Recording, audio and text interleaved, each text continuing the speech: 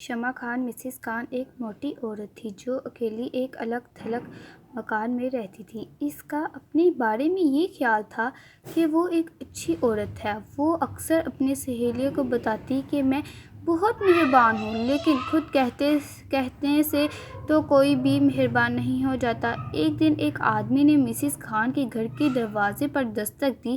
وہ بہت غریب تھا، اس کے کپڑے پھٹے ہوئے تھے، بال بکھرے ہوئے تھے، وہ بہت پریشان حال تھا۔ آدمی نے مسز چند سے کھانے کے لیے کچھ مانگا۔ مسز خان غصے سے تلمتلائی ہی باہر نکلی اور یہ کہتے ہوئے اس غریب آدمی پر برس پڑی، جاؤ دفع ہو جاؤ، میرے پاس تمہیں کھلانے کو کچھ نہیں ہے، مگر اگر اتنے ہی بھوکے ہو تو خود محنت کرو اور کھاؤ۔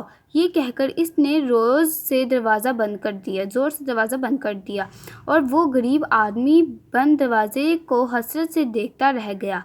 دروازہ بند کرنے کے بعد مسز خان نے اندر جا کر اپنے لیے چائے کا ایک گرم کپ تیار کیا اور مزے لے کر پینے لگی۔ غریب آدمی سڑک کے کنارے چلتا ہوا ایک دوسرے مقام پر پہنچا جہاں مسز بشیر رہتی تھی۔ جو ہی مسز بشیر کی نظر اس غریب آدمی پر پڑی، وہ اس کی حالت دیکھ کر پریشان ہو گئی۔ مسز بشیر نے اسے اپنے پاس بلایا اور کہا، تم تھکے ہوئے دکھائی دیتے ہو اور تمہیں سردی بھی لگ رہی ہے، آؤ اندر آ جاؤ اور یہاں بیٹھ جاؤ۔ اگرچہ میرے پاس کوئی چائے وغیرہ نہیں ہے، لیکن تم پریشان نہ ہو، میرے پاس ایک روٹی اور 3 خوبصورت سیب ہیں، ایک سیب میں کھا لیتی ہوں اور 2 تم کھا لو۔ وہ آدمی اس عورت کے گھر کے اندر گیا اور بیٹھ گیا۔ تھوڑی دیر تک ان دونوں نے باتیں کی، پھر مسز بشیر اور اس آدمی نے مل کر روٹی اور سیب کھائے۔ تب وہ آدمی کھڑا ہو گیا اور مسز بشیر کا شکریہ ادا کرتے ہوئے کہنے لگا، آپ نے مجھ پر بڑا احسان کیا ہے، لہٰذا سورج غروب ہوتے وقت آپ جو کام شروع کریں گی وہ چاند کے نکلنے تک جاری رہے گا۔ پھر اس آدمی نے دوبارہ خاتون کا شکریہ ادا کیا اور اللہ حافظ کہتا ہوا وہاں سے چلا گیا۔ مسز بشیر سوچنے لگی کہ اس آدمی نے کیا عجیب و غریب بات کہی ہے کہ جو کام تم سورج غروب ہونے کے وقت شروع کرو گی وہ چاند کے نکلنے تک جاری رہے گا۔ وہ سوچ میں پڑ گئی کہ اس بات سے اس کی کیا مراد ہے۔ پھر مسز بشیر کو میز پر ایک سیب رکھا ہوا دکھائی دیا۔ وہ خود سے کہنے لگی، بیچارے نے صرف ایک سیب کھایا ہے، جبکہ میری خواہش تھی کہ وہ دونوں کھائے، کیوں نہ میں اس بچے ہوئے سیب کو ٹوکری میں رکھ دوں۔ اس نے وہ سیب اٹھایا اور بڑی ٹوکری میں ڈال دیا۔ پھر اس نے مڑ کر دیکھا تو ایک اور خوبصورت سا سیب میز پر رکھا ہوا دکھائی دیا۔ یہ تو بڑی عجیب بات ہے، میں نے ٹوکری میں سیب ڈال دیا تھا، مگر یہ پھر کہاں سے آ گیا؟ اس نے وہ سیب اٹھا کر پھر ٹوکری میں ڈال دیا اور مطمئن ہو گئی، مگر اس کی حیرت کی انتہا نہ رہی جب اسے میز پر ایک اور سیب رکھا نظر آیا۔ جب وہ سیب ٹوکری میں ڈالتی تو اسے میز پر ایک اور مل جاتا۔ اب مسز بشیر سمجھ گئی کہ اس آدمی کی بات کا مطلب کیا تھا۔ وہ ٹوکری میں سیب ڈالتی رہی یہاں تک کہ چاند نکل آیا اور پھر میز پر کوئی سیب نظر نہ آیا۔ اب اس کی ٹوکری سیبوں سے بھر چکی تھی۔ دوسرے دن اس نے وہ سیبوں سے بھری ٹوکری بازار میں جا کر بیچ دی۔ اس طرح اس کے پاس بہت سی رقم آ گئی۔ مسز بشیر کی سہیلی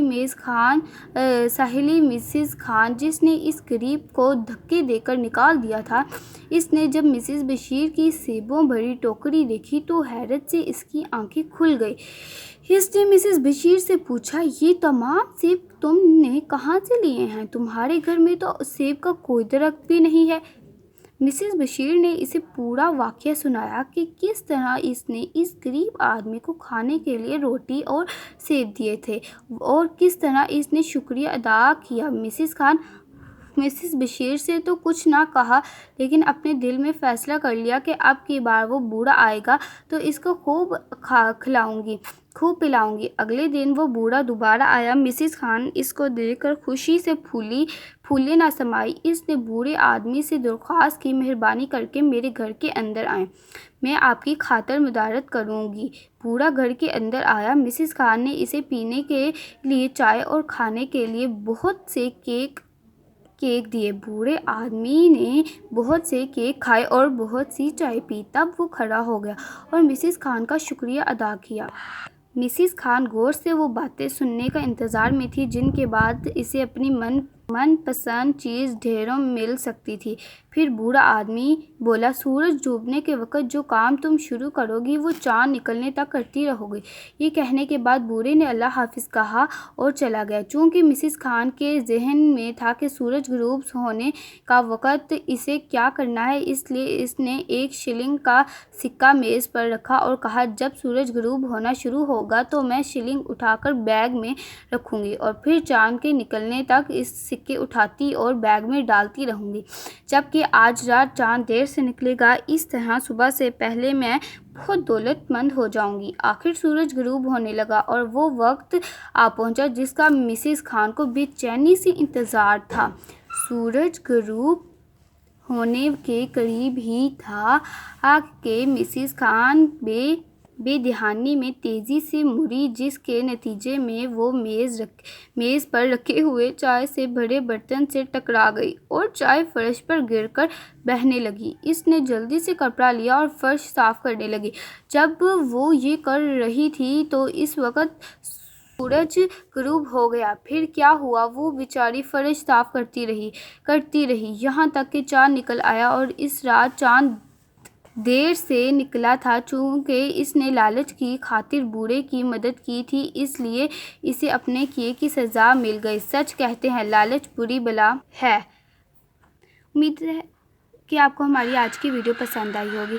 अगर पसंद आई तो लाइक ज़रूर कीजिएगा और सब्सक्राइब और हमारी वीडियो को शेयर कीजिएगा। Thank you. अल्लाह हाफ़िज़।